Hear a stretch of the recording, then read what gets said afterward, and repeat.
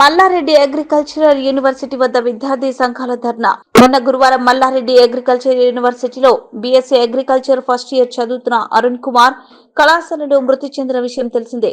యూనివర్సిటీలో అంబులెన్స్ మరియు ప్రథమ చికిత్స సౌకర్యం లేదని, ధర్నా సరైన సమయంలో కాలేజీలో అంబులెన్స్ అందుబాటులో లేక 20 నిమిషాలు ఆలస్యం చేయడం వల్ల విద్యార్థి ప్రాణాలు కోల్పోయాడని ఆరోపిస్తూ విద్యార్థులు ధర్నా.